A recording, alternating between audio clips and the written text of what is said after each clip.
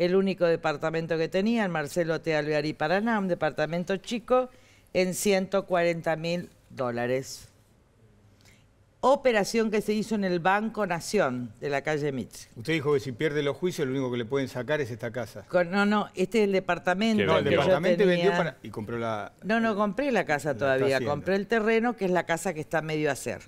Con eso se compró el terreno, la parte pagué en cuota y se levantaron hasta los ladrillos. Nunca pensé que iba a ser perseguida por sectores, incluso sectores internos de Cambiemos de la provincia de Buenos Aires. Pero espere, vio que Ritondo dijo que ellos no lo persiguen, no hay ninguna campaña contra usted. Sí, es Ritondo. ¿Quiénes son? Y después les voy a mostrar la conversación, tengo un video donde Ritondo defiende a Massa y dice que Massa no tiene por qué saber que hay narcotráfico en Nordelta. ¿Pero y por qué no le cree? Miren, acá está la presentación que le hago a Abad. El día de mañana va a ser esto. Para que me inspeccionen, pero no de ahora, sino desde el año 95 que asumo como diputada, porque ahí yo tenía mi declaración jurada y se lo pido al presidente de la Cámara de Diputados que abra, ahí había un momento que era en sobre, todas mis declaraciones juradas, porque yo tenía el triple de bienes de lo que tengo ahora.